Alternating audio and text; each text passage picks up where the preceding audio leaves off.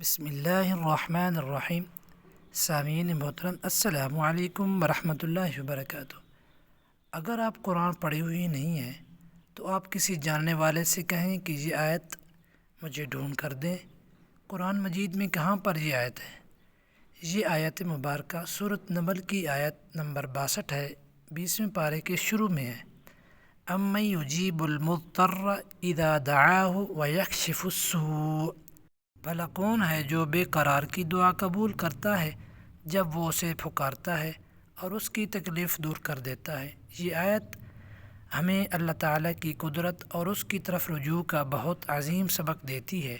جب انسان کسی مشکل میں پھنس جائے یا ہر طرف سے راستے بند نظر آئیں، کوئی مددگار دکھائی نہ دے، تو غیروں سے امیدیں وابستہ کرنے کے بجائے اپنے رب کو پکاریں۔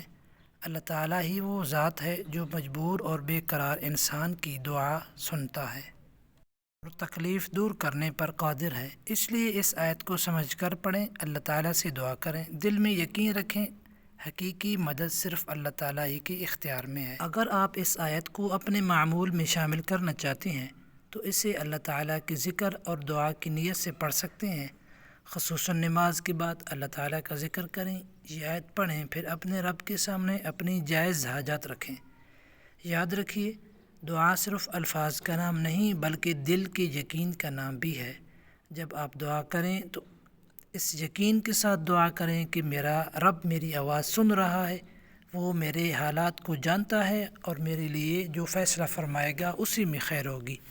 اگر آپ کسی رشتے، رزق یا بیماری، کسی جائز حاجت کے لیے دعا کر رہے ہیں تو اللہ تعالیٰ سے مانگتے رہیں، جلد بازی نہ کریں۔ اس آیت کا سب سے بڑا پیغام یہی ہے کہ مشکل وقت میں اللہ تعالیٰ کو نہ بھولیں۔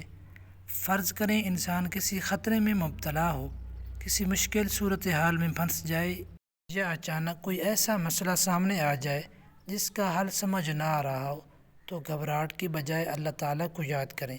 امن یجیب المضطر اذا دعاہ ویکشف السوء، اس آیت کا مفہوم دل میں رکھیں کہ میرا رب بے قرار انسان کی پکار سنتا ہے اور تکلیف دور کرنے پر قادر ہے۔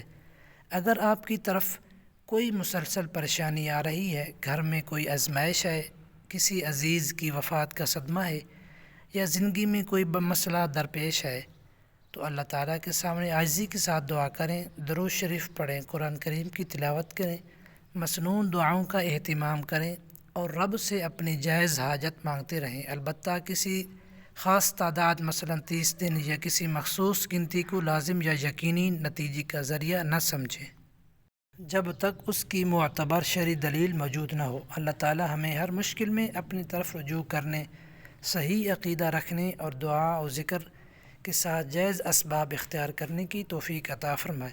اللہ تعالیٰ ہم سب کی جائز دعائیں قبول فرمائے، ہماری پریشانی دور فرمائے اور ہمیں اپنی رحمت کے سائے میں رکھے۔ آمین یا رب العالمین۔ السلام علیکم ورحمۃ اللہ وبرکاتہ۔